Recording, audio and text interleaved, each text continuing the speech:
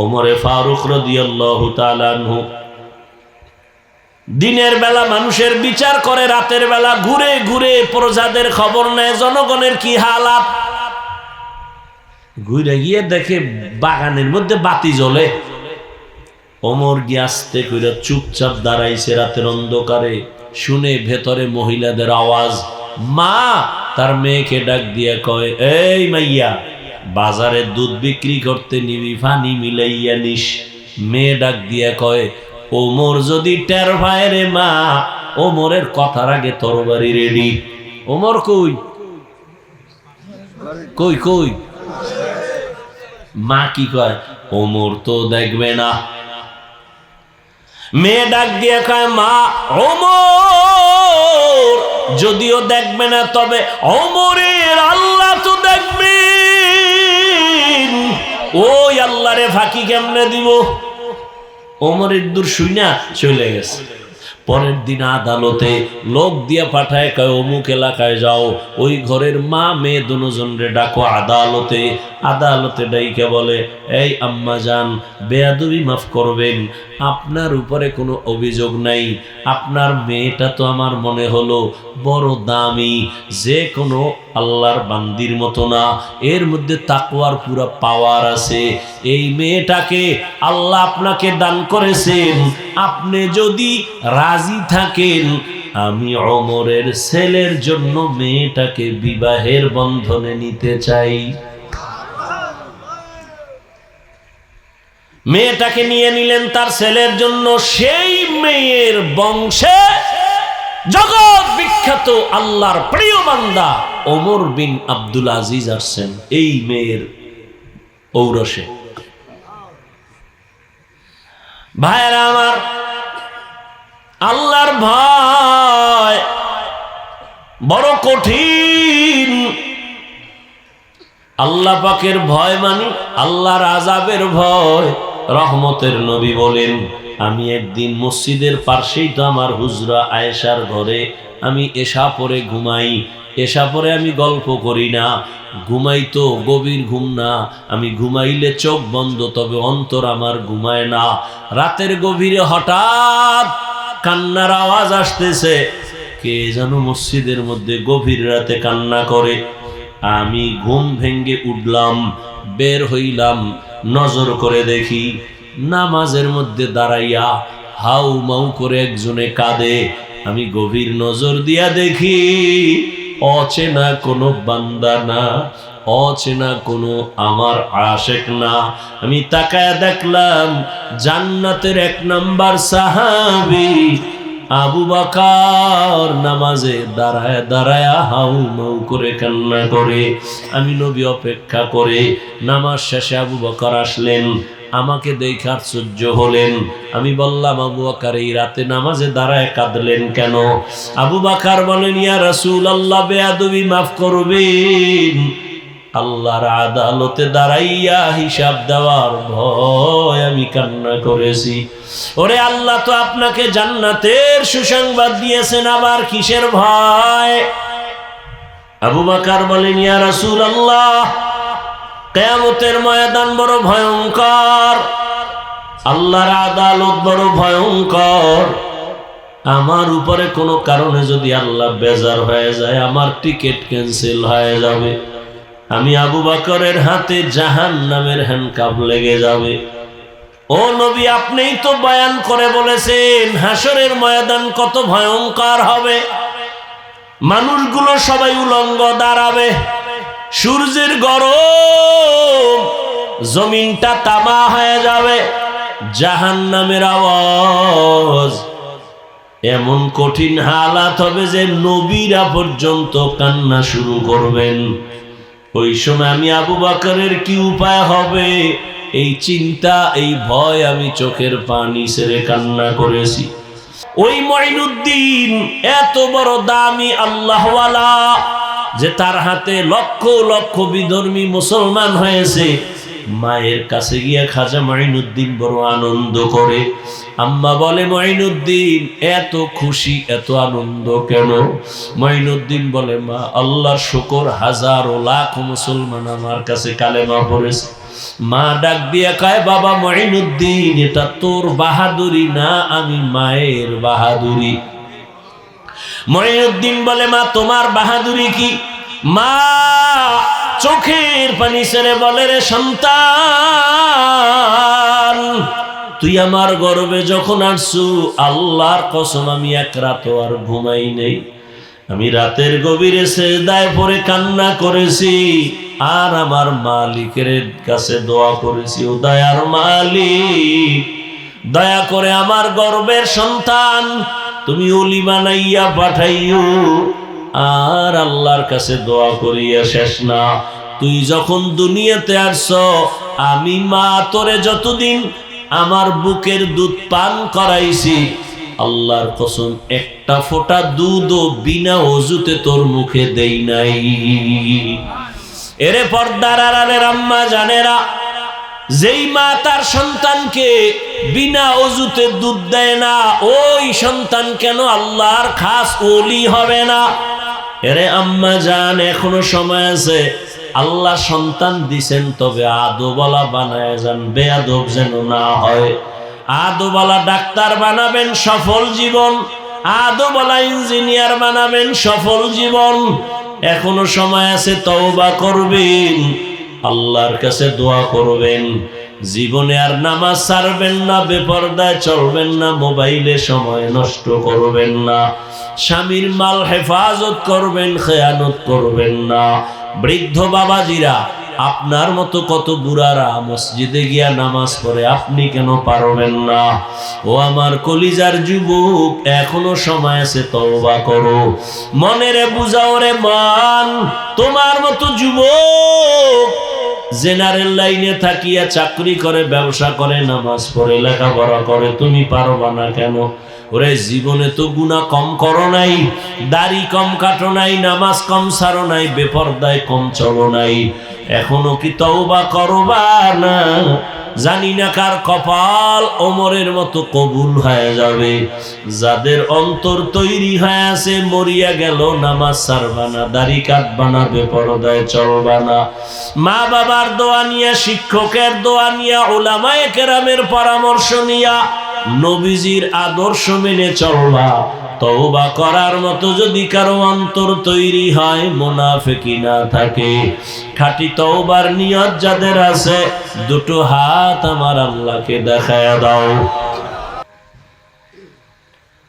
আল্লাহুম্মা সাল্লি আলা মুহাম্মাদিন নবিয়্যিল উম্মি ওয়া আলা আলিহি ওয়া সাল্লিম তাসলিমা।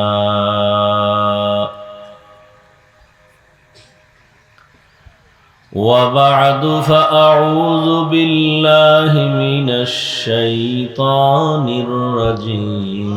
بسم الله الرحمن الرحيم.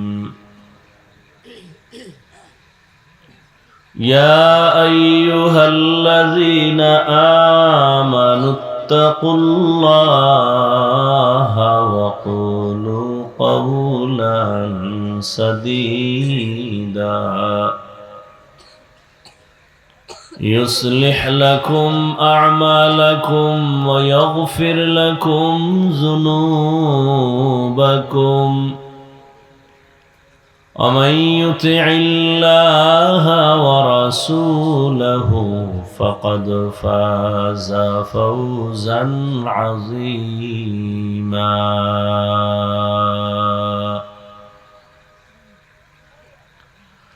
وقال رسول الله صلى الله عليه وآله وسلم: من يضمن لي ما بين لحييه وما بين رجليه أضمن له الجنة، أو كما قال النبي عليه الصلاة والسلام.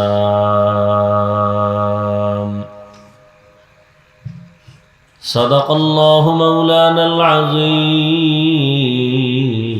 وصدق رسوله النبي الأمي الكريم. ونحن على ذلك من الشاهدين والشاكرين والذاكرين والحمد لله رب العالمين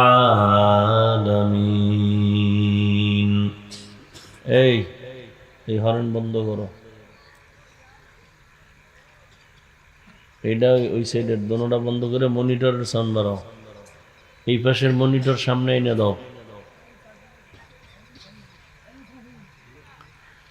سبحانك لا علم لنا إلا ما علمتنا إنك أنت العليم الحكيم رب اشرح لي صدري ويسر لي أمري واحلل عقدة من لساني يفقه قولي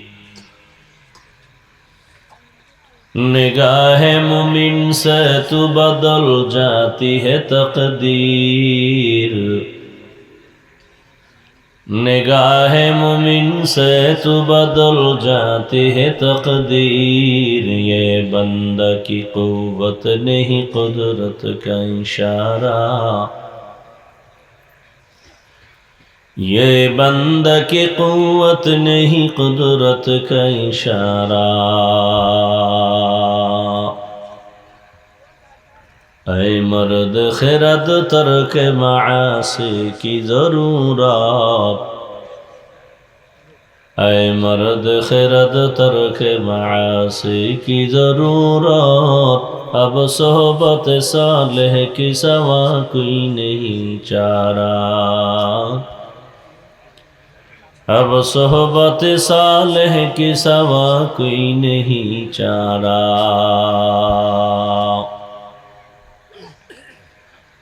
मरदूद है पीछे हमें खबर नहीं लेकिन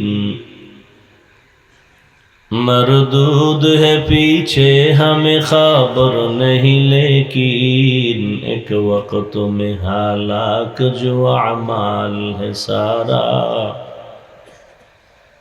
एक वक्त में हालाक जो अमाल है सारा এই মনিটরটাও একটু সামনে দাও ইকো বন্ধ করেন ভাই রিভার্ব দেন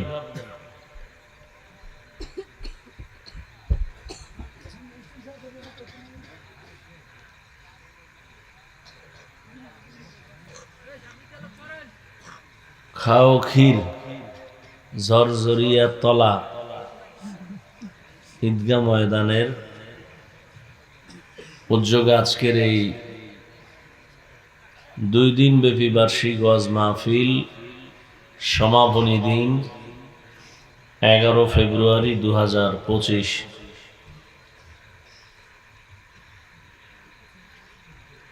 মহতি এ মাহফিলে উপস্থিত মোহতারাম সম্মানিত সভাপতি প্রধান অতিথি বিশেষ অতিথিবৃন্দ হযরত উলামায়ে কেরাম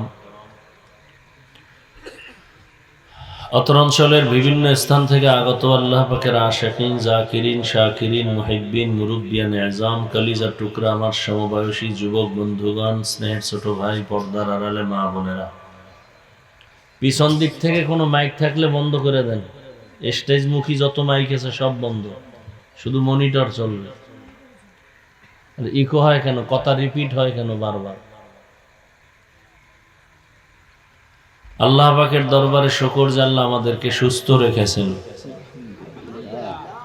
এবং এই পৃথিবীর শ্রেষ্ঠ মজলিস যার উপরে আর দামি কোনো মজলিস উলামায়ে আহলে হকদের মজলিস গুনাহ মাফের মজলিস তওবা কবুলের মজলিস বরকতের মজলিসে আল্লাহ আমাদেরকে আসা বসার তৌফিক দান করেছেন নেয়ামতের শুকর আদায়ার্থে ঈমানের আওয়াজকে উঁচু করে এক আওয়াজে উচ্চ কণ্ঠে সকলেই কালিমাতুশ শুকর উচ্চারণ করি আলহামদুলিল্লাহ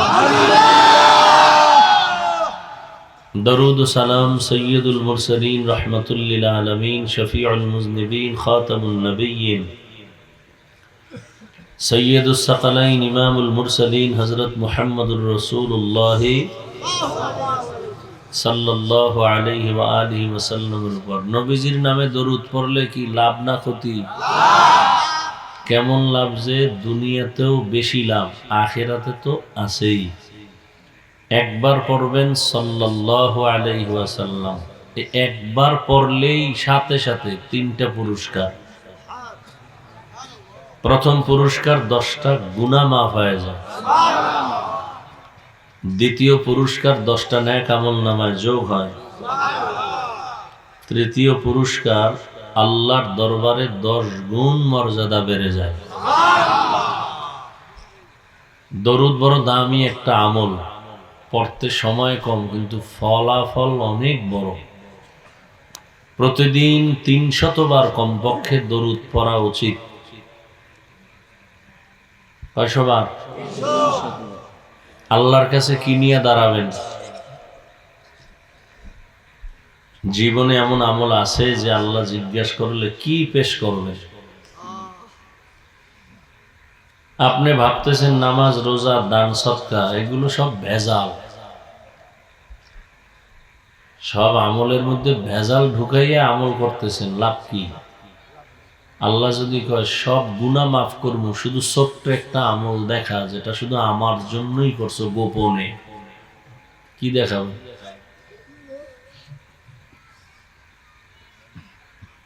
অন্তত আমার দাবি রইল এই দরুদের আমলটা করেন। শর্ত 2টা, পবিত্র অবস্থায় পড়তে হবে এবং খুব নির্জনে পড়তে হবে। কয়শো বার? নির্জন সময় আমার দৃষ্টিতে 2টা, হয়তো ফজরের পর, না হয় ঘুমের আগে বিছানায় বসে বসে তসবিহ একটা হাতে নিয়ে পবিত্র অবস্থায় ওযু করে, সময় বেশি থাকলে নামাজের দরুদ পড়বেন, সময় কম থাকলে ছোট অংশটা পড়বেন। কতবার? 300 বার। এই ধ্যানে পড়বেন যে আমি দরুদ পড়তেছি, ফেরেশতারা আমার ঠিকানা নাম সহ রসুলের রওজা মুবারকে পৌঁছায় দিতেছে। এভাবে 300 বার দরুদ পড়ে যদি ডান কাতে ঘুমাবেন, চেহারাটা থাকবে কোন দিক? কিবলামুখী। এই অবস্থায় যদি আমলটা লাগাতার চালাইতে পারেন, ইনশাআল্লাহ ঘুমের মধ্যেই রসুলের সাথে মোলাকাত হয়ে যায়। আল্লাহ কবুল করে। বেশি বেশি দরুদের আমল করার তৌফিক দান করেন। জীবনে তো গল্প কইরেই কাটাইলেন, আর কত? দোকানে বসে আছেন, গাড়িতে বসে আছেন, দরুদ পড়তে থাকেন। আপনার ব্যক্তি সমস্যা, অসুস্থ, সংসারে ঝামেলা, ব্যবসায় ঝামেলা, সব কিছুর ঔষধ কি? দরুদ। আল্লাহ আমাদের বেশি বেশি দরুদের আমল করার তৌফিক দান করেন।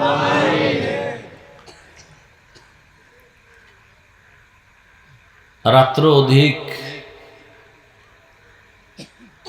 বেশি রাত্র বয়ান করা এটা উচিত না, কারণ এক আমল করতে গিয়ে অন্য আমলের ক্ষতি করা এটা ইসলাম পছন্দ করে না।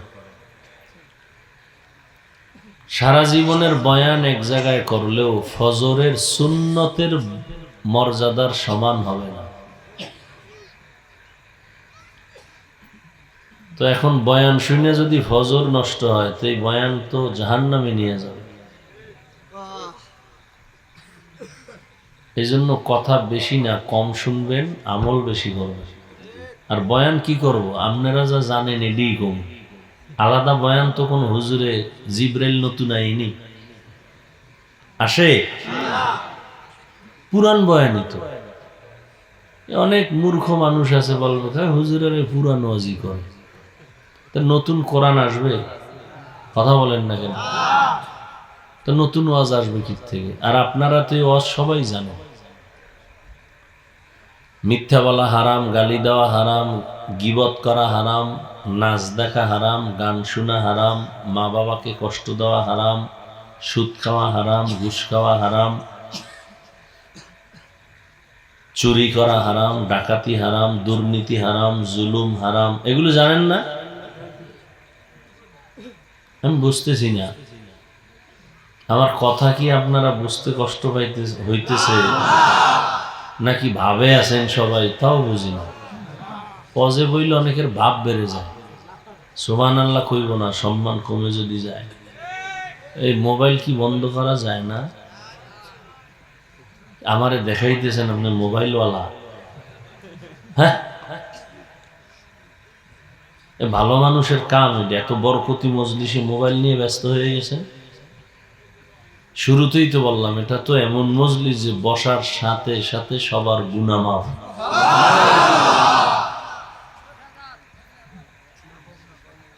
পাগল হয়ে যায় মোবাইল। 24টা ঘন্টাই তো মোবাইল নিয়ে থাকেন। 2-1 ঘন্টার জন্য আল্লাহ লইয়েছে বেহেশতের বাগানে, এখানে মোবাইলটা না চালাইলে কি ক্ষতি হবে আপনার? সারা দিন সারা রাত এই মোবাইল মোবাইল, আকাম আকাম আকাম, জেনা চলে, চোখের জেনা, হাতের জেনা।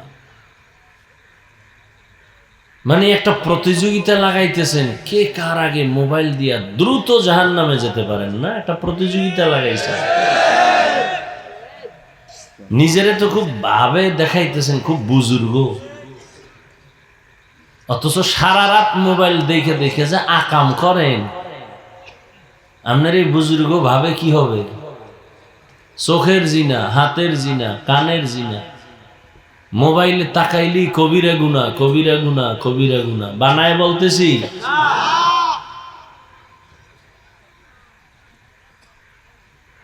বেঈমানরা তো কামিয়াব হয়ে গেছে। মুসলমানের ইবাদতের 12টা বাজায় দিছে এই মোবাইল দিয়ে। চিন্তা করছে হুজুরগো কেমনে আটকাই, এরা তো নাচ গান দেখবে না, হুজুরগো ইবাদতের 12টা কেমনে বাজাবো। বহু গবেষণা করছে, কইরা হুজুরগো কিছু হাদিয়ে দিছে মোবাইলের ভিতরে। এক হুজুর আজান হইছে, হে মোবাইলের দিকে চাইয়ে রইছে। এই হুজুর আজান হইছে, নামাজ পড়বেন না? কি দেখেন আপনি? না না না, কোনো গুনা টুনা দেখি না। কি কয়? ইউসুফ জুলাইখার নাটক দেখি, পর্ব 6 চলতেছে। নাচ গান নেই। হুজুর এই নাটক দেখতে যাইয়া আজান দিছে, জামাতের টাইম নেই, তাড়াতাড়ি এই 3 মিনিট আছে, 6 নাম্বারটা শেষ হয়ে যাবে। এই শেষ করতে যাই আজকে তাকবিরুল্লাহ হারাইছে, পরের দিন জামাত হারাইছে, পরের দিন নামাজ কাজা করছে।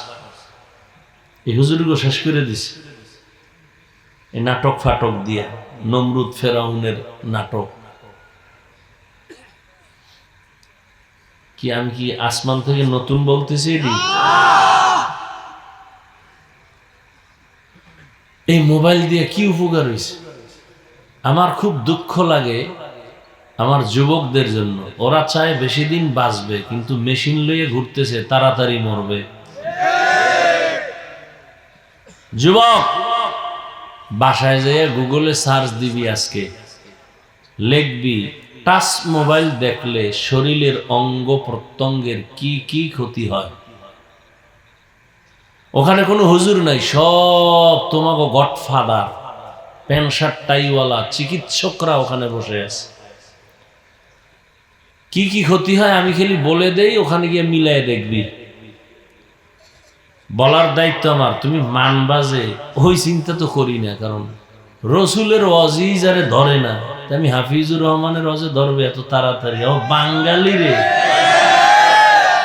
এত তাড়াতাড়ি? বাঙালি যে তেরা, করোনায় সোজা করতে পারে না এই বাঙালি।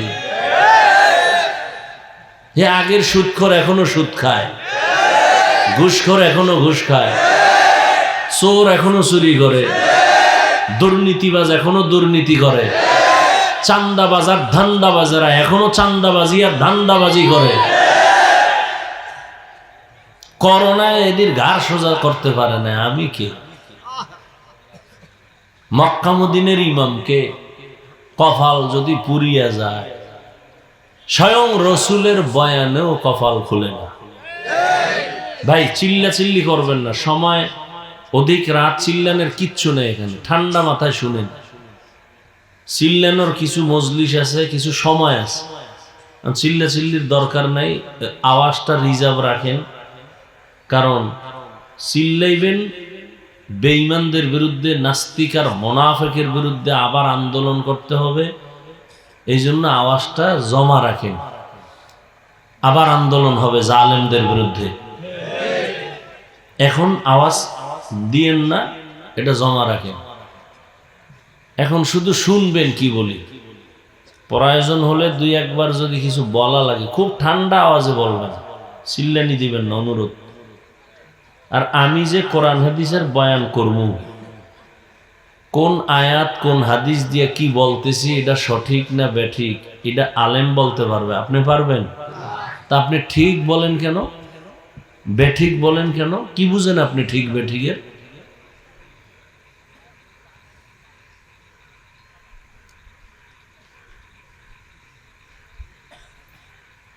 একটা চিৎকারও দিবেন না, খবরদার।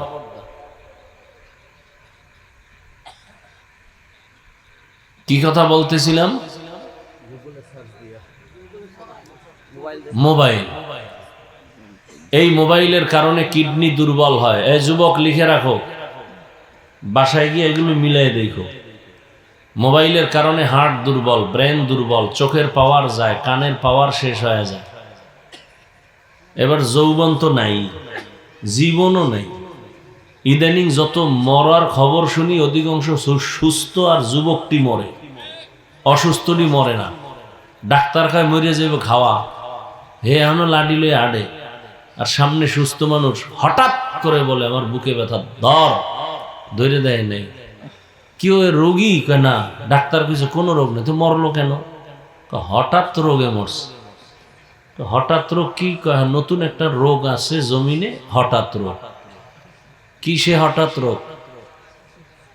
কি? হ্যাঁ, আকাম কর আরো,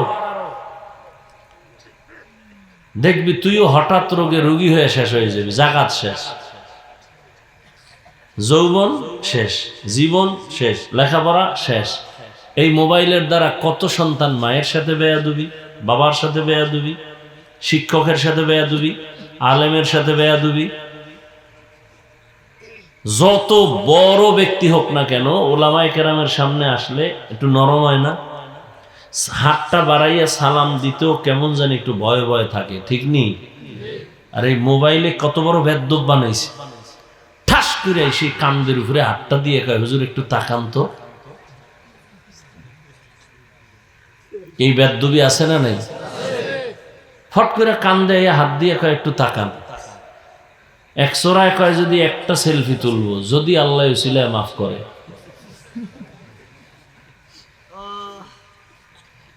তাহলে হিসাব করে দেখছি মোবাইল আমাদেরকে বেয়াদব বানাই দিছে। মসজিদে যাবেন, হ্যাঁ নে মোবাইল। ওই যে বরিশাল গুটিয়া মসজিদ দেখতে যায়, মেয়েরাও যায়, এত বড় ইতর ছবি তুলে ভিডিও করে, নামাজ পড়ে না, মসজিদ দেখতে গেছে। আল্লাহ হেদায়াত দান করুন। রাগ করতেছেন? রাগ করে যাইবেন কই? আজরাইল তো ধরবেই, পালাবেন কোথায়?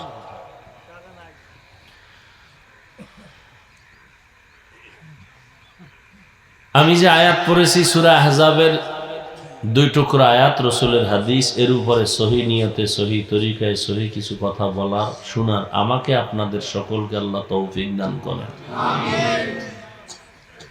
কতক্ষণ বয়ান হবে জানি না, তবে চেষ্টা করব খুব দ্রুত আপনাদের ধৈর্যের মধ্যে শেষ করতে। কারণ বয়ান বক্তার এলেমের জোরে হয় না, আমলের জোরেও হয় না। বয়ান করতে হইতে 2টা পুঁজি লাগে, একটা বাতেনি আল্লাহর রহমত, আর জাহিরি একটা লাগে, সেটা হলো শ্রোতাদের অন্তরের মোহাব্বত। এই 2 জিনিস হইলে বয়ান হয়। এলেম লাগে না বয়ান করতে। সাদামাটা বয়ান করে বহু আল্লাহওয়ালারা, মানুষ কাঁদতেছে। আর তথ্যবহুল আলোচনা করে, কোনো কান্নাকাটি নেই। ওরে মোনাজাতে যদি কান্নাই না আসে, কি এর মোনাজাত ধরো?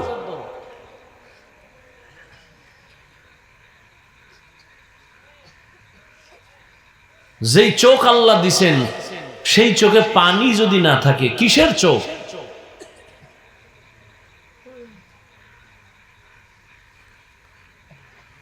প্রথমে তর্জমাটা বলে নে, এরপরে হালকা কিছু ব্যাখ্যা করব, বেশি টাইম না। আল্লাহ বলেন, ইয়া আইয়ুহাল্লাযীনা আমানুত্তাকুল্লাহ, হে মুমিন তোমরা আমি আল্লাহকে ভয় করো, তাকওয়া অর্জন করো। আকুলু কাওলান সাদীদা, জবানের দ্বারা যা বলো সঠিক সত্যশালীন ভাষায় বলো। লাভ, ইউসলিহ লাকুম আমালাকুম, বিনিময়ে তোমার জীবনের টুটা ফাটা আমল আল্লাহ কবুল করে নেবেন। ওয়া ইয়াগফির লাকুম যুনুবাকুম, দ্বিতীয় লাভ, বিনিময়ে তোমার জীবনের সব গুনাহ আল্লাহ মাফ করে দিবেন। ওয়া মান ইউতিইল্লাহা ওয়া রাসূলাহু, আল্লাহ এবং রসুলের অনুসরণ যে করবে, ফাকাদ ফাজা ফাওজান আযীমা, অতঃপর তাদের বিজয় হবে চূড়ান্ত বিজয়। তার মানে সে বিনা হিসাবে জান্নাতি। নবীজি বলেন, মাইয়াজমান লিমা বাইনা লাহইহি ওয়া মা বাইনা রিজলাইহি আজমান লাহুল জান্নাহ। ও দুনিয়ার উম্মত, দুইটা জিনিস তোমরা যদি হেফাজতের জিম্মাদারি নাও, আমি রসুল তোমাকে জান্নাতে নেওয়ার জিম্মাদারি নিব। কয় জিনিস? প্রথম হলো জবানের হেফাজত করো, দ্বিতীয় লজ্জাস্থানের হেফাজত করো। এই দুইটা জিনিসের হেফাজতের জিম্মাদারি যদি নিতে পারো, আমি রসুল তোমাকে জান্নাতে নেওয়ার গ্যারান্টি দিলাম। আয়াত আর হাদিসের মূল কথা, জবানকে কন্ট্রোল করো। খুব খেয়াল করেন। এই উঠা বসা করো কেন বাবারা? উঠার ব্যারাম থাকলে ঢুকছো কেন? এই বদ অভ্যাস কেন?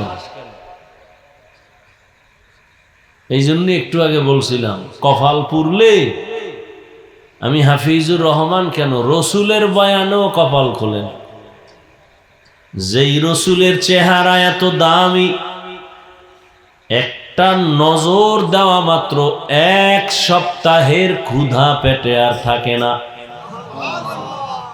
কেমন রহমতের নবী আমার, মোহাব্বতের একটা নজর দিয়া যদি তাকায়, সাথে সাথে জাহান্নামের আগুন হারাম।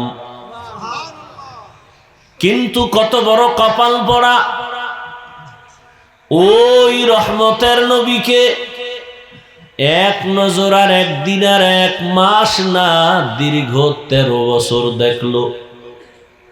13 বছর দেখার পর বয়ান শুনছে কান লাগায়া, জীবনে কোনোদিন কালেমা পড়ে নাই।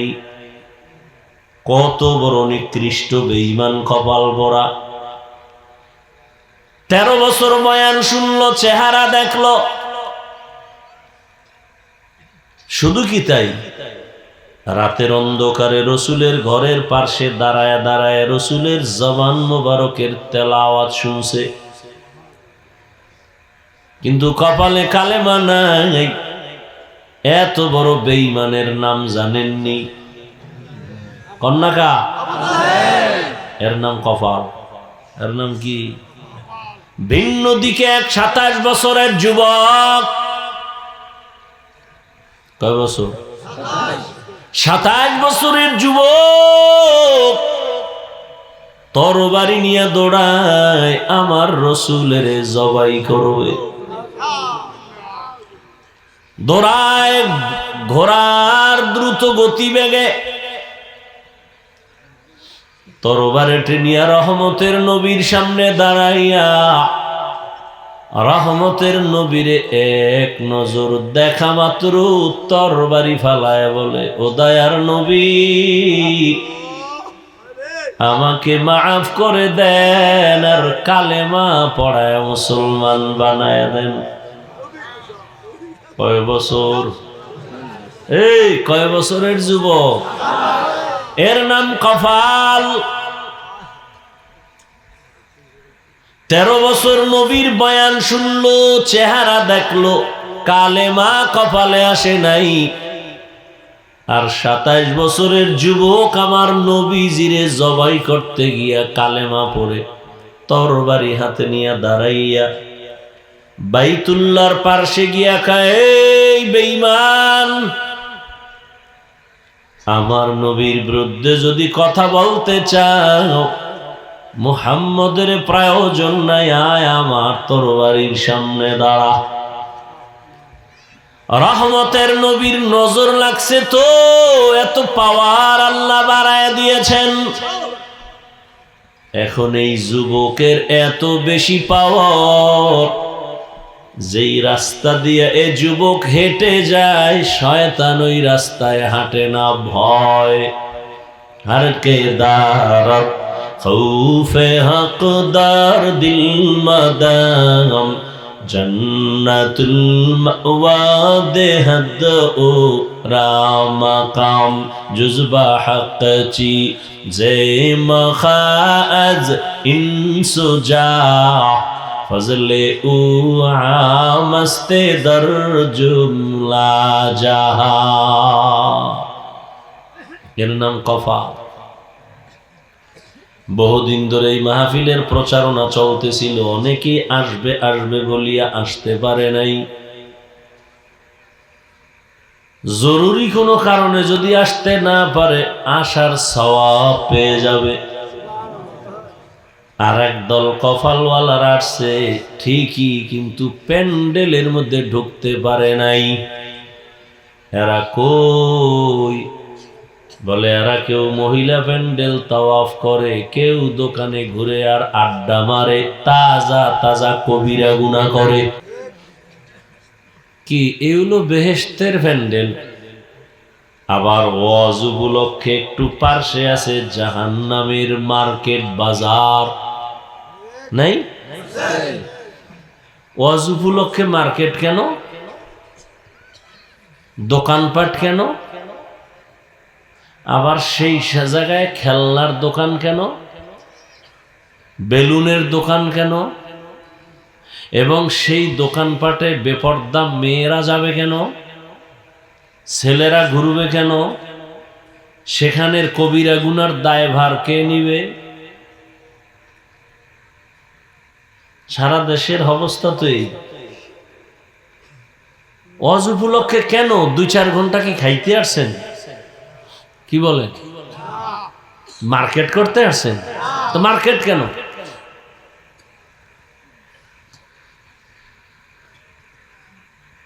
এটাও তোমার ইমানের পরীক্ষা। ঘর থেকে বেরিয়ে আনছো, কোরআনের বাগানে যাই, ওয়াজে যাই বলিয়া, কিন্তু কপাল বড় খারাপ। শয়তানে আটকায় দিছে, মার্কেটে ঘুরো, বেহেশতের প্যান্ডেলে ঢুকার কপাল নাই, কপাল ভরা। আর একদল প্যান্ডেলে ঢুকছে ঠিক, কিন্তু মোবাইল সামনে নিয়া কলবের দরজা বন্ধ করে রেখেছে, ওর কলব বন্ধ। বলে গেলাম, দায়িত্ব আমার বলার, মানবেন কিনা সে দায়িত্ব আপনার। আপনি মানবেন কিনা ওই চিন্তা করার আমার দরকার নাই, আমার দায়িত্ব বলার, আমি বলবো কিনা সেই চিন্তা আমার।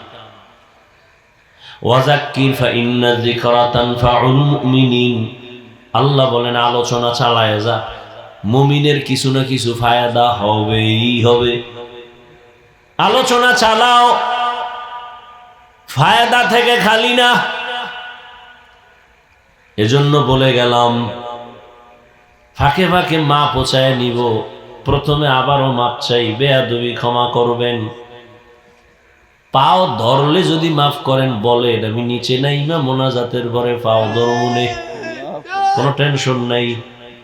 কারণ এখানে আমি আপনাদেরকে হুজুর বানাইতে আসি নাই, কোনো ভয় নাই যে আমাকে বুঝি আজকে তওবা পড়াইয়া তসবিহ হাতে দিয়া যাবে, পাগড়ি দিয়া যাবে, কোনো ভয় নাই। চাকরিজীবী ভাই, কোনো টেনশন নাই, তোমার চাকরির উপরে আমি একটা আঘাতমূলক বয়ান দিব না, টেনশন নাই। ব্যবসায়ী ভাইজানেরা, কোনো ভয় নাই, ব্যবসার উপরে আক্রমণ করে একটা কথা বলবো না, ভয় নাই। স্কুল কলেজে যারা লেখাপড়া করো যুবক বাবারা, কোনো ভয় নাই যে আমি ওখানে আঘাত করে বয়ান করব, কারণ আমি তোমাকে হুজুর বানাইতে আসি না। চুপ করে শুনো কি বলতে চাই। হেদায়াতের মালিক আমার আল্লাহ। কফালের বয়ান করতেছিলাম, বড় কফাল। প্যান্ডেলে বইয়াও কপাল খারাপ, কেন মোবাইল সামনে নিয়ে ব্যস্ত, কলবের দরজা বন্ধ। আমি বললেই হেদায়েত হবে, কথা হয় না। বরং আবু জাহালওয়ালারা বের হইয়া বলবে, বয়ান তো মোটামুটি ঠিক ছিল, অমুক জায়গায় গিয়া ভুল কইরা বলাইছে। ওমরের মেজাজওয়ালারা তারা বলবে, জীবনে তো অন্যায় কম করি না, আজকে থেকে তওবা করে বিদায় নিলাম, ফজরে মসজিদে যাব। দুই মেজাজের লাকি এখানে আছে। আর এক দল মোবাইল ছাড়াই বইয়া বইয়া বয়ান শুনে, কিন্তু শয়তান ওদেরও ধাক্কাইতেছে, আর কত তো পুরান বয়ান বাড়িল। এর কপাল ভরা।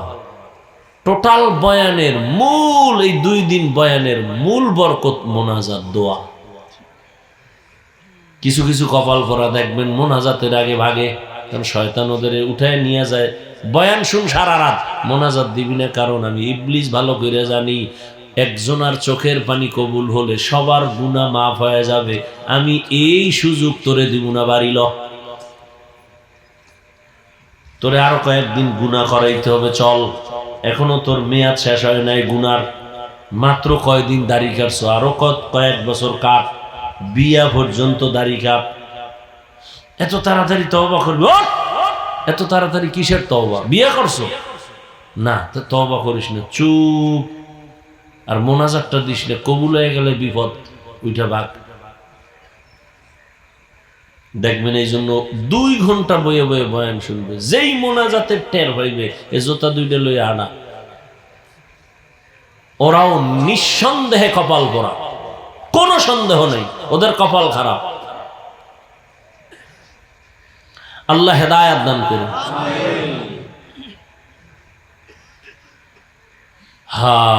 আল্লাহ আমাদের সবাইকে কবুল করেন। আল্লাহ বলেন, আমি 2টা আদেশ দিলাম মুমিনকে, কোন বেঈমানকে দেই নাই। 1 নম্বর আদেশ, আল্লাহকে ভয় করো, তাকওয়া অর্জন করো। 2য় আদেশ হলো জবানটারে হেফাজত করো, কন্ট্রোল করো। মুমিনকে দিলেন কেন, বেঈমানকে এই আদেশ কেন দেন নাই? এর সংক্ষিপ্ত জবাব, মুমিনেরা জান্নাত পাবে, কোনো বেঈমান কখনো জান্নাত পাবে না। জান্নাত কারা পাবে? মুমিনেরা যে ভাবে, তো কত ফিডার ভর, কঠিন কপালে ফিডা, এর ভরে যদি ভাবা যায়। দলিল, قال رسول الله صلى الله عليه وآله وسلم إن بني إسرائيل تفرقت على 72 ملة وتفترق أمتي على 73 ملة كلهم في النار إلا ملة واحدة قالوا من هي يا رسول الله في رواية قالوا ما هي يا رسول الله قال ما أنا عليه وأصحابي। সংক্ষেপ বলতেছি, রহমতের নবী বলেন, আমার আগে একদল উম্মত ছিল বড় চালাক, এদের নাম বনি ইসরাইল। এরা এতটা চালাকি করতে গিয়া, পণ্ডিতি করতে গিয়া, নিজেদেরকে বড় মনে করতে গিয়া দলে দলে ভাগ হয়ে গেল 72। কয় দল? আমার উম্মত আরো চালাক, ওরা আর এক দল বেড়ে যাবে। কত হবে? কুল্লুহুম ফিন্নার, সব জাহান্নামে যাবে। ইল্লা মিল্লাতান ওয়াহিদা, এক দল জান্নাতে যাবে। তাহলে 73-এর এক দল জান্নাতে গেলে জাহান্নামী কয় দল? খুব খেয়াল করিয়েন, এই কথাটা আপনারা আরো আগে জানেন না? কথা বলেন, জানেন, কিন্তু আজকে নতুন কথাটা শুনে নেন।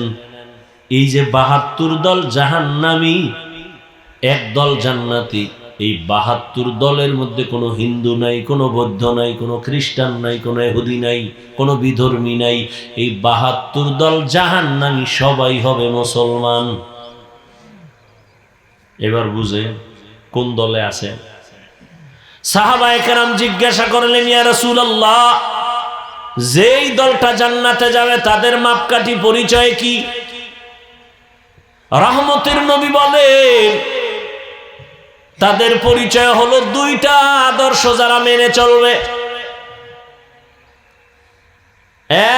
এক, আমি রহমতের নবীর আদর্শ আর আমার সাহাবায়ে কেরামের আদর্শ, এই দুইটা একত্রে যারা মেনে চলবে তারা জান্নাতি।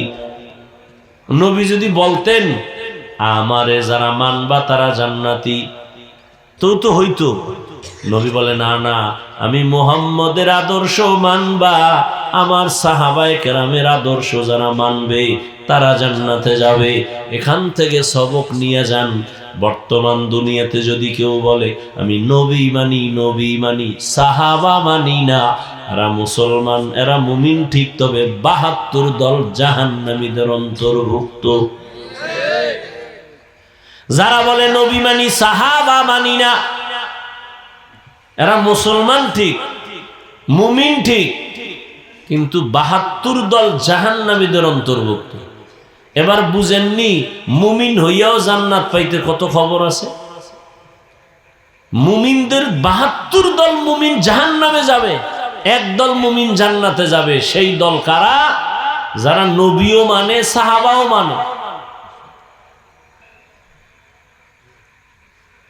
যে নবী মানে সে তারাবি পড়বে, যে সাহাবী মানে সে ২০ রাকাত পড়বে। যে বলে শুধু নবী মানি সে তারাবি পড়বে ঠিক, সাহাবী মানে না, এই জন্য ২০ রাকাত পড়ে না। আর যারা নবীও মানে সাহাবাও মানে এরা তারাবিও পড়ে, কত রাকাত পড়ে? ২০ রাকাত পড়ে। আর রাসূল বলছেন যে আমাকেও মানবে সাহাবাদেরও মানবে সে জান্নাতি, আর যদি আমাকে মানে আমার সাহাবাদেরকে না মানে সে জান্নাতি নয়, সে ৭২ দল মুসলমান হইয়া জাহান্নামী। আল্লাহ হেদায়েত দান করেন, আমিন। তো আল্লাহ আদেশ দিলেন দুইটা, এক আল্লাহকে ভয় করো, দুই জবানের হেফাজত করো। কান হেফাজত করো বলেন নাই, এখানে চোখ হেফাজত করো বলেন নাই, পা হেফাজত করো বলেন নাই, অন্তর হেফাজত করো বলেন নাই, জবানের হেফাজত কেন করো বললেন কেন? শুধু এতটুকু কথার জবাব দিয়া মোনাজাতের দিকে যাব, আর আপনারা উঠা বসা করলে আরো আগেই হাত দুইটা উঠায় দিব। জবানের কথা কেন বললেন? তার এক নাম্বার কারণ হলো জবান পুরো বডির মধ্যে একটা আকর্ষণীয় নিয়ামত। দুই নাম্বার কারণ, পুরো বডির মধ্যে জবান হলো মারাত্মক একটা অস্ত্র, কঠিন এক অস্ত্র। এইবার জিহ্বা নামের নিয়ামত যে বড় দামি এক নিয়ামত, কেমনে সেটা ২-৪ মিনিট শুনেন। জবান এমন একটা আল্লাহর দেয়া নিয়ামত। জমিনে আল্লাহ যেদিন পাঠাইছেন, এই যে আমি মাউথ সামনে নিয়ে কথা বলি, আমার কথাটা মেশিনে টেনে ইউনিট থেকে হর্ন থেকে বের করে দূরে নিচ্ছে, কিন্তু এটা কতক্ষণ চলবে একটা লিমিটেশন দেওয়া আছে। ফ্যানের বাতাস দিতেছে, দীর্ঘ টাইম লাগাতার চলতে গেলে হঠাৎ নেগেটিভ পজিটিভ এক হয়ে আগুন লেগে যাবে, মেশিন গরম হয়ে যাবে, মাইক বন্ধ হয়ে যাবে, ঠিক নেই? এবার চিন্তা করেন, এই আল্লাহ পশুকে চিন্তা করার মতো মেধা দেন নাই, দিছেন মানুষকে। মানুষ একটু চিন্তা কর, দুনিয়াতে আসার থেকে আজ পর্যন্ত ৭০-৮০ বছর পর্যন্ত, ৩০-৪০-৫০ বছর পর্যন্ত জিহ্বা নামের মেশিন যে নড়াচড়া কইরা কত হাজার হাজার কোটি কথা সাপ্লাই দিল। গাল ব্যথা করে, ঠোঁট ব্যথা করে, কপাল ব্যথা করে, মুখ ব্যথা করে, কোনদিন কথা বলতে বলতে জিহ্বা ব্যথা করে নাই। এই মেশিনটা কেমনে চলে? এটা কখনো গরম হয় না। এই মেশিন কে ফ্যানের বাতাস দিয়ে ঠান্ডা করে? এ মোবাইলওয়ালা ভাই, সারা রাত মোবাইলের হক আদায় করতে গিয়ে আনলিমিটেড কথা বলতেছে, মোহব্বতের আওয়াজ, কথা চলতেছে, মোহব্বত বাড়তেছে, কথা চলতেছে, মোহব্বত বাড়তেছে। হঠাৎ করে কথার লাইন কেটে গেছে। মোহব্বতের মাঝে লাইন কেটে গেলে ভাল লাগে। আরে ভাই কথা কন না কেন? মাথা গরম হয়ে গেল, লাইন কেটে গেল কেন? প্রথমেই তাকায় যে নেটওয়ার্কের ঝামেলা আসেনি, তাকায় দেখে না ফুল নেটওয়ার্ক। এরপরে ব্যালেন্স চেক করে দেখে কোনো টাকার অভাব আসেনি, দেখে না ফুল ব্যালেন্সও আছে, আনলিমিটেড কথা বলবো ঘুমায় ঘুমায়া। কাটলো কেন? ফট করে দেখে আরে আমি 2 মিনিট কথা কমে হয়নি, 48 মিনিট কথা হয়ে গেছে। টেরিফাই নেই, ফট করে চার্জ গেছি গা। কি গেছি গা? নেটওয়ার্কও ঠিক আছে, ব্যালেন্সও ঠিক আছে, কি নাই? চার্জ নাই। তাড়াতাড়ি পাওয়ার হাউসের সাথে লাইন লাগায় চার্জ কর, ফুল চার্জ দিয়ে নে। আবার কত টাইম লাগবে? কয় না, টাইম কমায় দে, ফাস্ট চার্জার লাগা। 1 ঘন্টার চার্জ মাত্র 20-30 মিনিটে হয়ে যাবে। এবার ফুল চার্জ দিয়ে এবার ধুম কথা বল, আনলিমিটেড কথা বলো, আর কাটবে না। মোবাইলে কথা বলো, ব্যালেন্সও আছে, নেটওয়ার্কও আছে, চার্জ নাই, আবার চার্জ দাও, না হয় কথা চলবে না। জিব্বা নামের মেশিন নাড়ায় নাড়ায় এত কথা বলছো, বল কয়দিন চার্জ দিছো? কোনদিন এই জিব্বা নামের মেশিন চার্জ যায় না, বন্ধ হয় নাই। এত বড় এক নিয়ামত, এক প্লেট খানা নিছো, তুমি খানা খাওয়ার জন্য বসছো, প্লেটের মধ্যে খানা নিয়ে তুমি চোখ দিয়ে তদন্ত করলা, খানার মধ্যে কোনো ভেজাল আসেনি। চোখ অ্যান্সার দিল কোনো ভেজাল নাই। হাত দিয়া নাড়াচাড়া করে দেখলাম কোনো ভেজাল আসেনি, হাত অ্যান্সার দিল নাই। এবার লোকমাটা উঠায় যখন ভিতরে দিছি, জিব্বায় কয় সাবধান, ভিতরে নিস না, ঝামেলা। লোকমার ভেতরে ঝামেলা, ভিতরে নেওয়া যাবে না। কেন? হাত বলল ভেজাল নাই, চোখ বলল ভেজাল নাই, জিব্বায় কয় আমার রাডারে ধরা পড়ে গেছে, লোকমায় ভেজাল। কি বলে? একটা চিকন চুল আছে। কি আছে? চুল আছে, হালা এটা বাইরে হালা। জিব্বা আটকায় দিছে, লোকমা বাহিরে ফেলে দাও। তাহলে হাতের থেকে জিব্বা শক্তিশালী না, অথচ নরম। চোখ পারে নাই, ব্যর্থ, হাত পারে নাই, জবান আমাকে সতর্ক করে দিল ভিতরে নেওয়া যাবে না।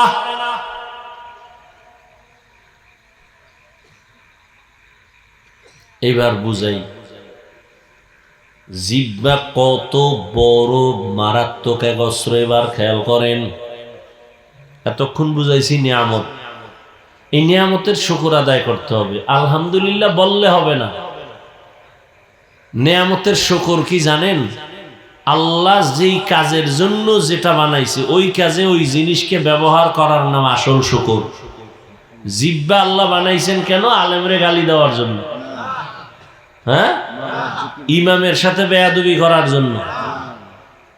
জিহ্বা বানাইছেন আল্লাহ পাক বেশি বেশি জিকির করো, দরুদ শরীফ পড়ো, তেলাওয়াত করো।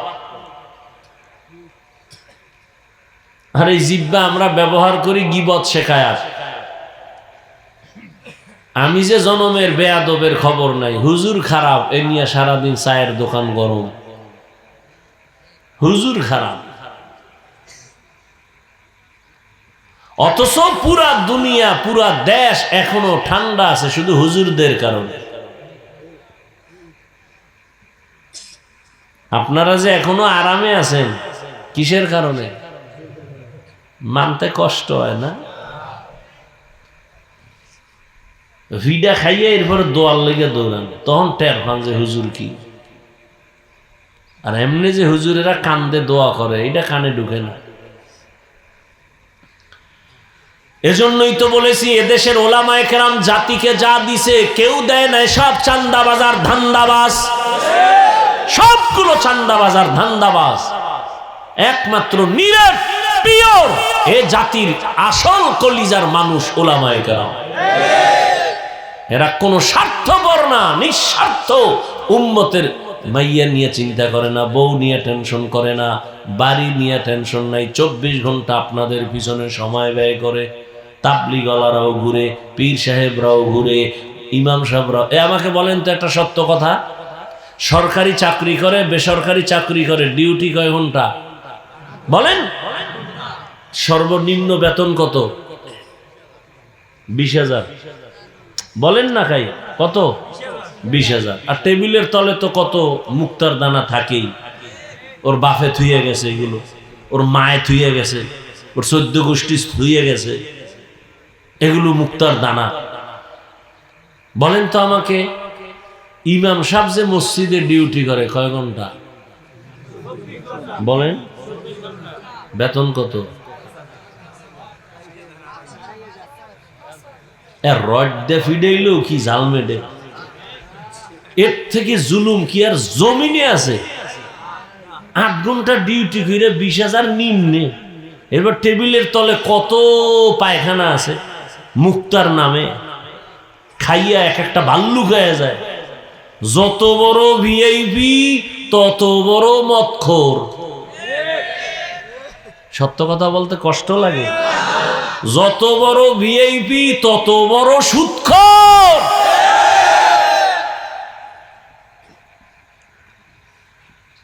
এবার দেখেন তো, ইমাম সাহেব 24 ঘন্টা রিমান্ডে রাখে। রিমান্ডে জোহরের নামাজে নাই। রিক্সা ড্রাইভার কে, হুজুর গেছিলেন কই? কে তুমি? আমি রিক্সা চালাই। তোর ভাওয়ার কি? কয় 5 টাকা মাসে বেতন দে। ও এই ভাওয়া। সভাপতি দেয় কত? কয় 100 টাকা।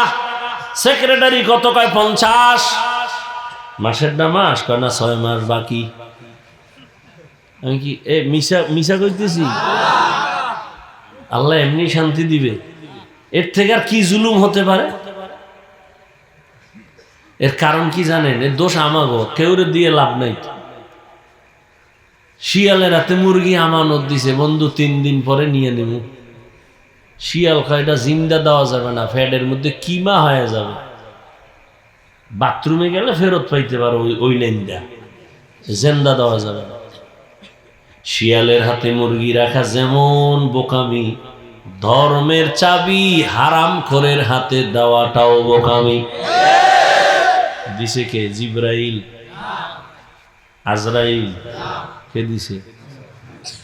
আমরা কইতে কষ্ট, ভোটের আগে টাকা খাইতে কষ্ট লাগে নাই? এ বাথরুমে গিয়া 10 গ্রাম পায়খানা খাইও, ওই প্রার্থীর থেকে টাকা না খাইয়া, পরে বাজারে গিয়া হালাল সাবান দিয়া কুলি কইরো, ফ্রেশ। আর ওই ভোর রাত্রে যে ভোটারদের প্রার্থী থেকে যে টাকা খাইছো পায়খানা নামের, ওটা জাহান্নামের আগুন ছাড়া আর ফ্রেশ হবে না। চেয়ারম্যানের গালি দাও কেন? চেয়ারম্যানের দোষ কি? তুমি বড় হারামখোর, খাইয়া চেয়ারম্যানের না হারাম খাওয়া শিখাইছো। চেয়ারম্যান আগে খাইছে না জনগণ আগে খাইছে? চেয়ারম্যান জানি না যে হাদিয়া দেওয়া লাগে আন্দার রাইতে। ভাই ভোটটা দিবা? হাদিয়া পাঠাইস। দিতে দিতে দিতে দিতে বস্তা শেষ। চেয়ারম্যানকে আর কি করুন? কয় বাড়ি বেশ। তা আমার উপায় কি? কয় বুঝো না? না, আমগো চেয়ারে বই আবার আমগোটা তুই খাবি। কোথায় তোর টেনশন নেই, নে বাড়ি বেশ। দিতে দিতে এবার চেয়ারে বইয়া জনগণের ডা যাইছে বই বই খাইতেছে। জনগণ শিখাইছে না? কথা হয় না। লিখে রাখো কিছু কথা। জনগণ হারামখোর হলে ওদের নেতারাও হারামখোর হয়। জনগণ সুদখোর হলে নেতাও সুদখোর হয়। জনগণ নামাজি হলে নেতাও নামাজি হয়। আল্লাহ হেদায়াত দান করুন। একটু রাজনীতি করলাম না? হ্যাঁ, হুজুর ওয়াজ করেন খুব মজা, কিন্তু রাজনীতি করা যাবে না। তার মানে হইল ধর্ম আর রাজনীতি আলাদা। হ্যাঁ, চান্দাবাজি ধান্দাবাজির রাজনীতি আর ইসলাম আলাদা। কিন্তু সুলাইমান নবীর রাষ্ট্র চালানো রাজনীতি ইউসুফ নবীর মিশর চালানো রাজনীতি, রহমতের নবীর মদিনা চালানো রাজনীতি, আর কোরআন ইসলাম ধর্ম এক। যে কইব আলাদা তার ঈমান আলাদা। অজের ভ্যান্ডেলে যদি রাজনীতির, কোরআনের রাজনীতির কথা নাই বলা যায়, তো অজের ভ্যান্ডেলে রাজনীতির বক্তব্য কেন? মসজিদে যদি ইমাম সাহেব রাজনীতির বয়ান করতে না পারে, সেখানে রাজনৈতিক নেতা কেন ভোট চায়? এর কারণ পাইছেন না? একটু আগে না কইছি শিয়ালের হাতে মুরগি। কার হাতে মুরগি? আরে জোরে কও।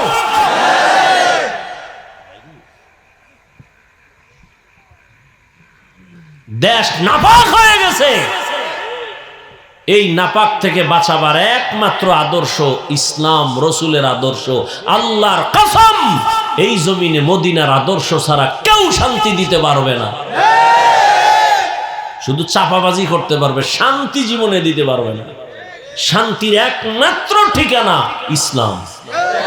এটা সব চান্দাবাজেরা, ধান্দাবাজেরা জানে, মানে না কেন? মানতে গেলে দুর্নীতি করতে পারবে না, চুরি করতে পারবে না। আল্লাহ হেদায়াত দান করুন। জবান এক মারাত্মক অস্ত্র। বলে কেমন? প্রতিদিন সকালবেলা, হাদিসে নবী বলেন, প্রতিদিন সকালবেলা সব অঙ্গ প্রত্যঙ্গ জিহ্বা থেকে পানা চায়। হাত বলে আল্লাহ জিহ্বা থেকে বাঁচাও। কেন? ও জানি সকালে ঘুমের তুইটা কোন কথা কয়, আর পেছে ভিডা না আমার হাতের উপরে প্যাঁচ লাগাই জিব্বায়, ভিডা খাই আমি হাত। জিব্বায় এমন একটা আকামের কথা কইছে, ফট করে কানের উপরে থাপ্পড়। কান কয় আমার অন্যায় কি? ওই যে জিব্বা। রসুল বলেন প্রতিদিন সকালবেলা হাত, কান, চোখ, জিব্বা থেকে পানা চায় আল্লাহ, এই জবান থেকে আমারে পানা দাও। কেন? এটা মারাত্মক অস্ত্র। কয় কেমন? কয় ব্লেডের মতো, চারোদিকে ধার, যেদিকে মারে কেটে যায়। ডাইনে মারে, বামে মারে। যেমন জিব্বা নারায় নারায় একজনে কয় লা ইলাহা ইল্লাল্লাহ। কেউ হিন্দু ভাই, আমি লা ইলাহা কয়ে আলাইছি, তুই তো মুসলমান হয়ে গেছো। জিব্বার এক কথায় মুসলমান।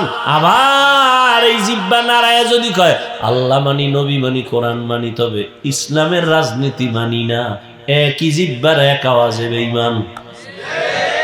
বুঝেননি কিছু? কি বুঝেন?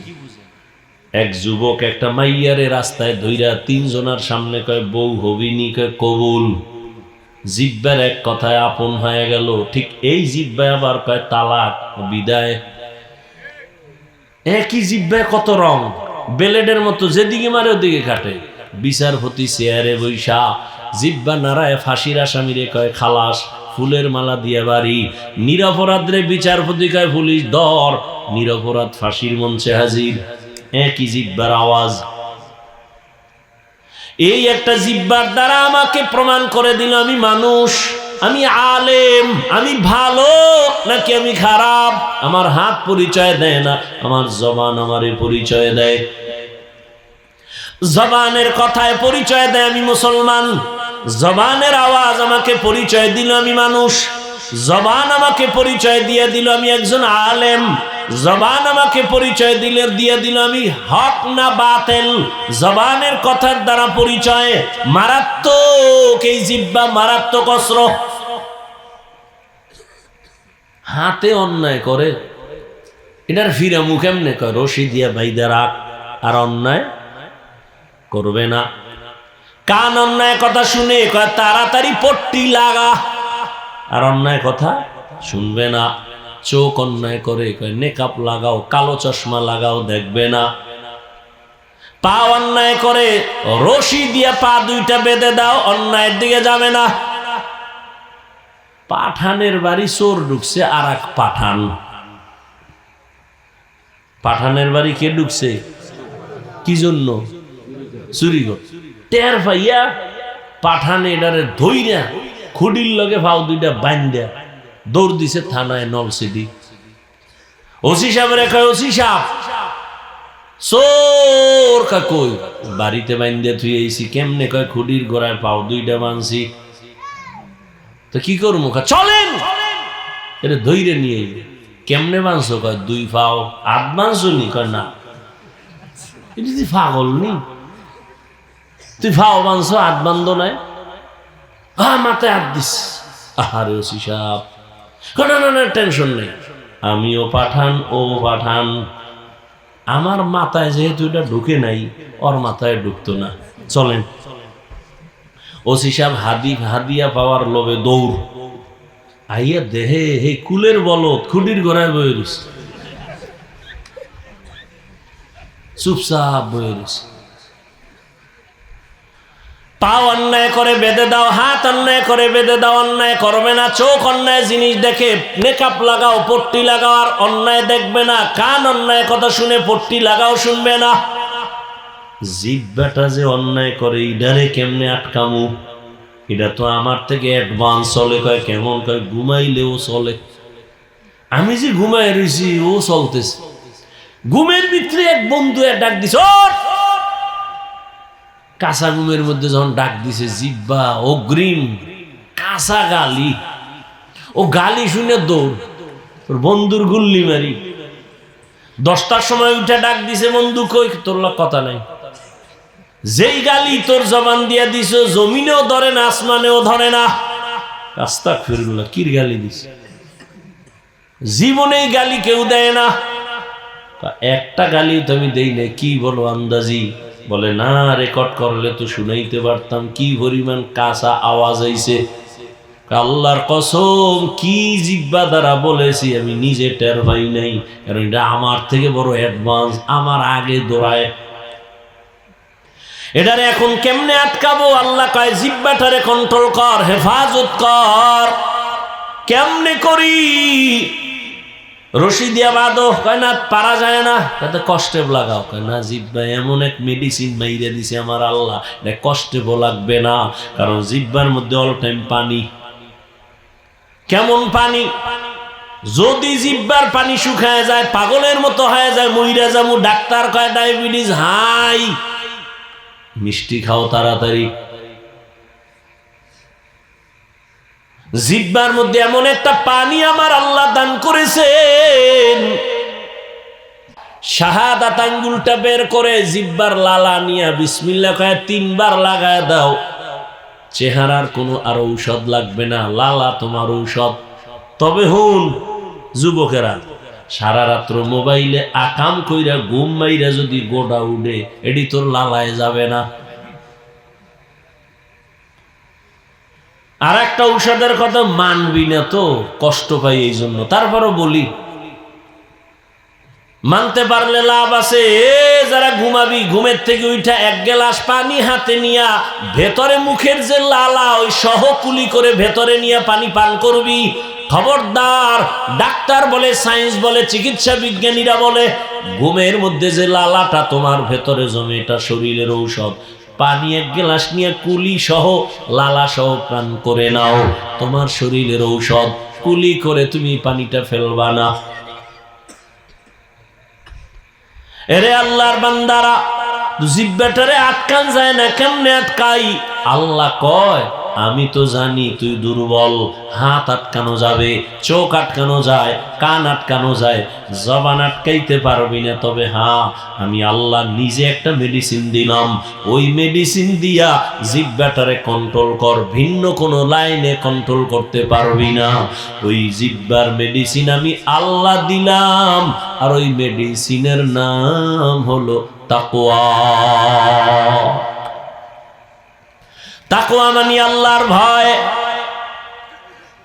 আল্লাহর ভয় এটা অন্তরের মধ্যে জমা করো।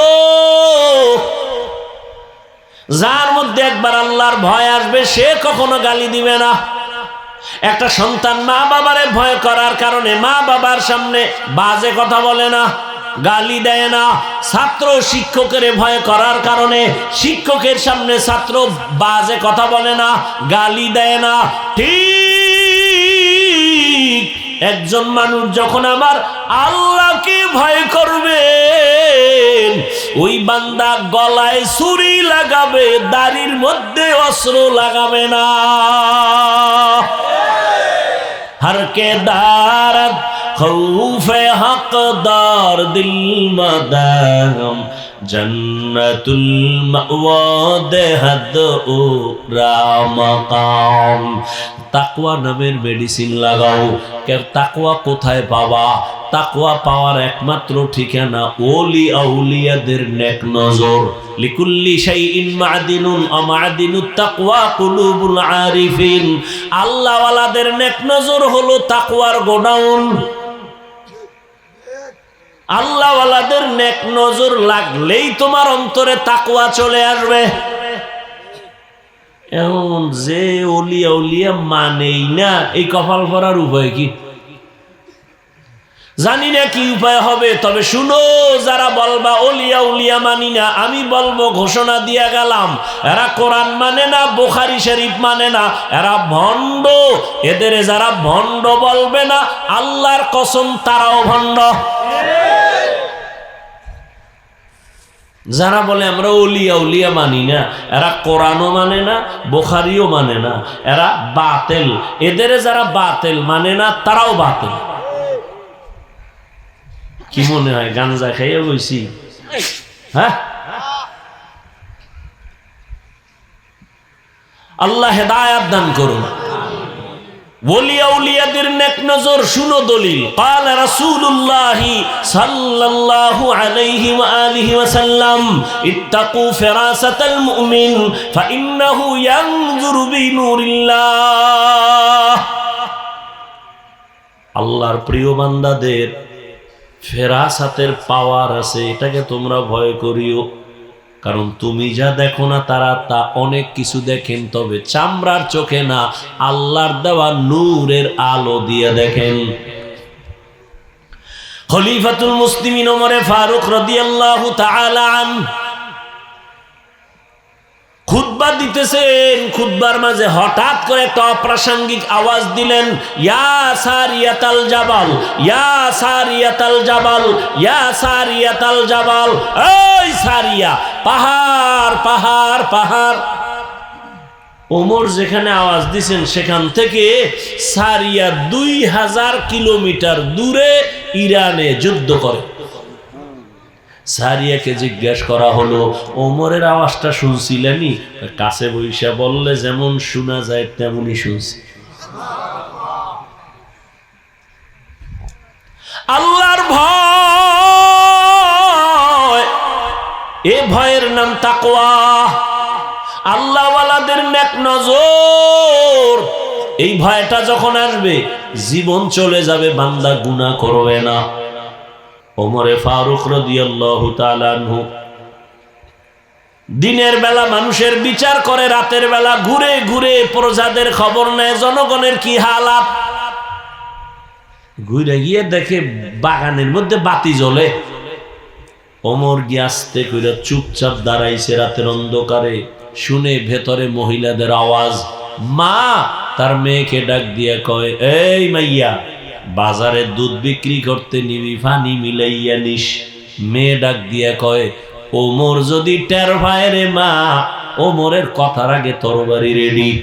ওমর কই কই কই?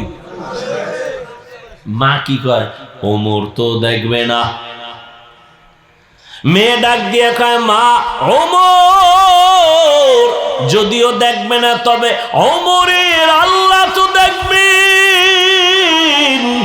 ওই আল্লাহরে ফাঁকি কেমনে দিব? ওমরের দূর শুইনা চলে গেছে।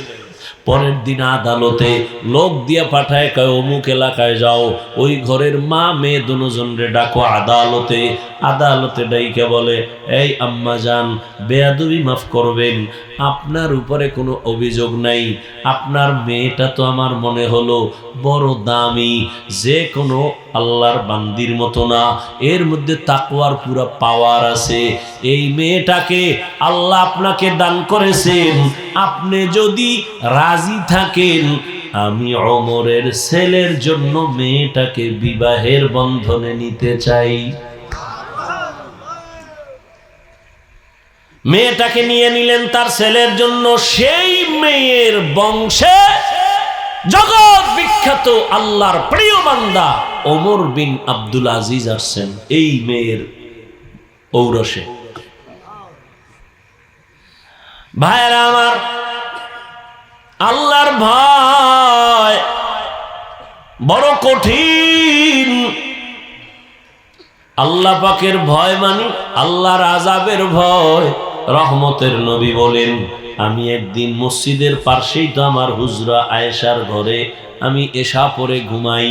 এশা পরে আমি গল্প করি না, ঘুমাই তো গভীর ঘুম না, আমি ঘুমাইলে চোখ বন্ধ, তবে অন্তর আমার ঘুমায় না। রাতের গভীরে হঠাৎ কান্নার আওয়াজ আসতেছে, কে যেন মসজিদের মধ্যে গভীর রাতে কান্না করে। আমি ঘুম ভেঙ্গে উঠলাম, বের হইলাম, নজর করে দেখি নামাজের মধ্যে দাঁড়াইয়া হাউ মাউ করে একজনে কাঁদে। আমি গভীর নজর দিয়া দেখি অচেনা কোনো বান্দা না, অচেনা কোনো আমার আশেক না। আমি তাকায়া দেখলাম জান্নাতের 1 নাম্বার সাহাবী আবু বকর নামাজে দাঁড়ায় দাঁড়ায় হাউ মাউ করে কান্না করে। আমি নবী অপেক্ষা করে, নামাজ শেষে আবু বকর আসলেন, আমাকে দেখে আশ্চর্য হলেন। আমি বললাম, আবু বকর এই রাতে নামাজে দাঁড়ায় কাঁদলেন কেন? আবু বকর বলেন, ইয়া রাসূলুল্লাহ, বেয়াদবি মাফ করবেন, আল্লাহর আদালতে দাঁড়াইয়া হিসাব দেওয়ার ভয় আমি কান্না করেছি। ওরে আল্লাহ তো আপনাকে জান্নাতের সুসংবাদ দিয়েছেন, আবার কিসের ভয়? আবু বকর বলেন, ইয়া রাসূলুল্লাহ, কিয়ামতের ময়দান বড় ভয়ঙ্কর, আল্লাহর আদালত বড় ভয়ঙ্কর।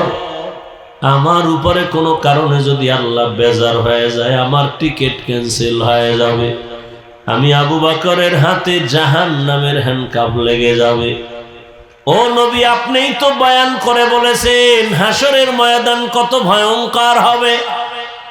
মানুষগুলো সবাই উলঙ্গ দাঁড়াবে, সূর্যের গরম, জমিনটা তামা হয়ে যাবে, জাহান্নামের আওয়াজ, এমন কঠিন হালাত হবে যে নবীরা পর্যন্ত কান্না শুরু করবেন। ওই সময় আমি আবু বকরের কি উপায় হবে, এই চিন্তা, এই ভয়, আমি চোখের পানি ছেড়ে কান্না করেছি।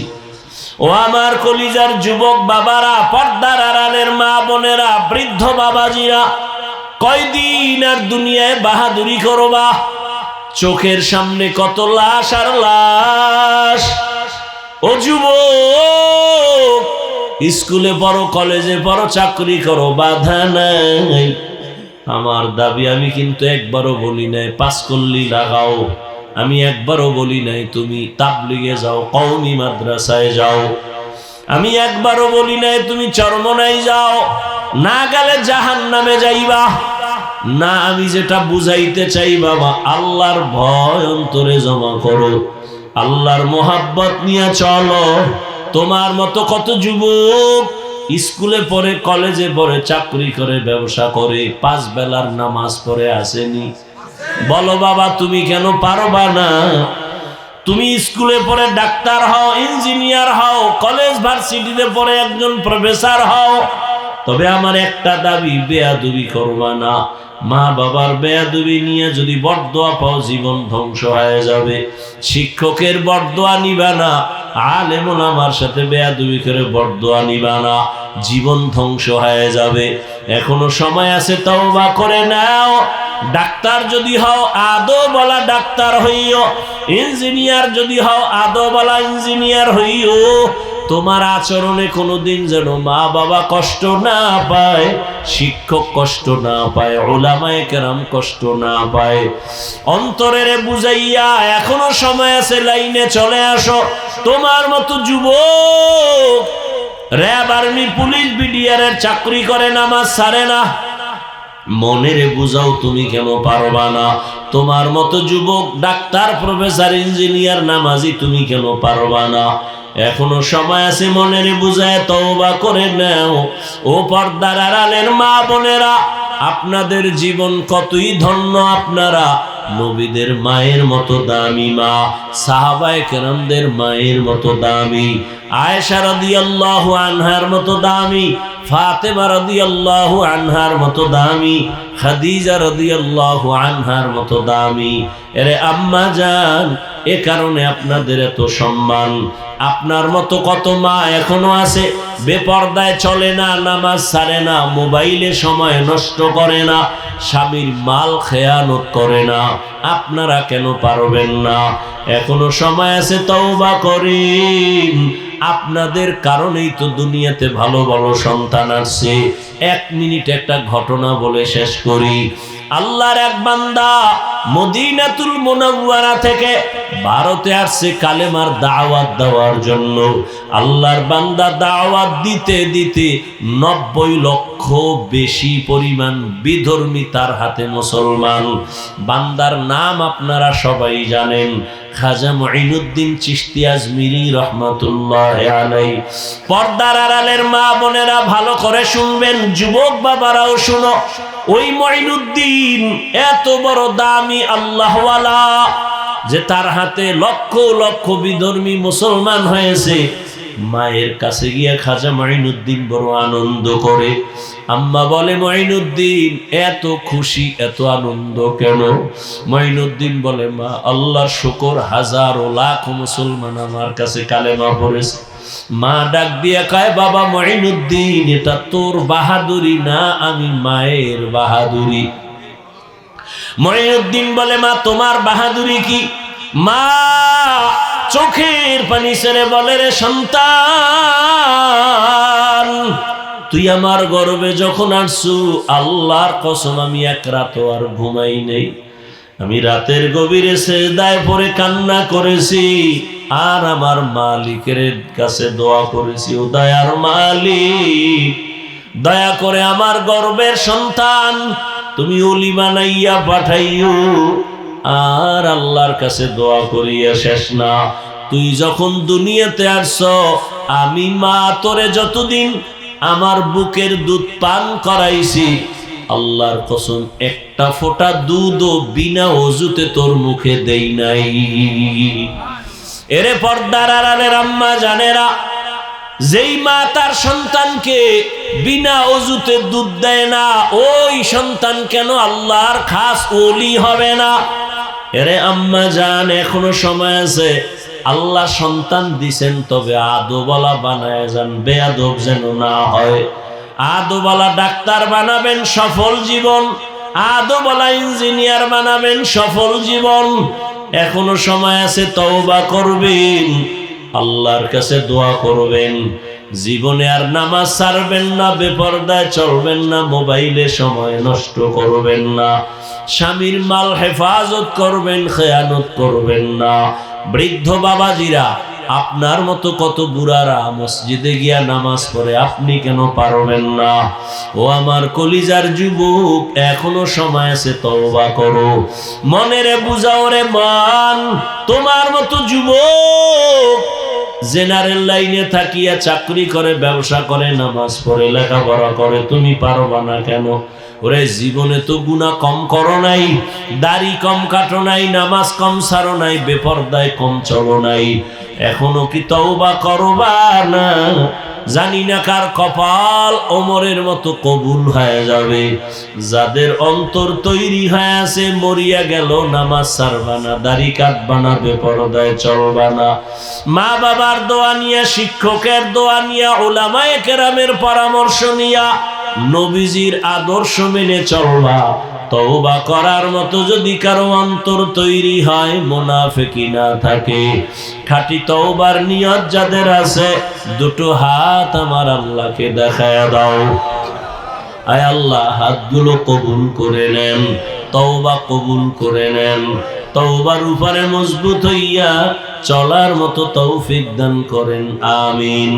আলহামদুলিল্লাহি রাব্বিল আলামিন, والصلاة والسلام على سيد الأنبياء والمرسلين وعلى آله وأصحابه أجمعين يا أرحم الراحمين ইয়া আরহামার রাহিমিন, ইয়া আরহামার রাহিমিন। রব্বিরহামহুমা কামা রব্বায়ানি সগীরা। আল্লাহুম্মা ইন্নাকা আফুউন কারীম তুহিব্বুল আফওয়া ফা'ফু আন্না। আল্লাহুম্মা ইন্না নাসআলুকা রিযাকা ওয়াল জান্নাহ ওয়া নাউযু বিকা মিন সাখাতিকা ওয়ান নার। ও দয়ার মালিক, কুদরতের নজর দিয়ে তাকায় দেখেন কত উলামায়ে কেরাম, কত মুরব্বী, হাজী সাহেব, ব্যবসায়ী, চাকরিজীবীরা হাত তুলেছেন। আয় আল্লাহ, আমার কলিজার যুবক, কত ছাত্র ভাই, পর্দার আড়ালে কত মা বোনেরা হাত তুলছেন। তওবার নিয়তে আমরা হাত তুলেছি। জীবনে বহু গুনাহ করে ফেলেছি, শয়তানের ধোকায় গুনাহ করে আজ আমার হাত না পাক, চোখ না পাক, জিহ্বা না পাক, অন্তর না পাক। তওবা করেছি, আর গুনাহ করব না, আর দাড়ি কাটবো না, বেপরদায় চলবো না, আর নামাজ ছাড়বো না, মা বাবার সাথে বেয়াদবি করব না, শিক্ষকের দোয়া নিয়া, উলামায়ে কেরামের পরামর্শ নিয়া নবীজির তরিকার উপরে চলবো। আমাদের তওবা কবুল করে নেন। আয় আল্লাহ, গুনাহমুক্ত জীবন দান করেন। আয় আল্লাহ, মাহফিল কবুল করে নেন। আয়োজনকারী, সহযোগিতাকারীদের কবুল করে নেন।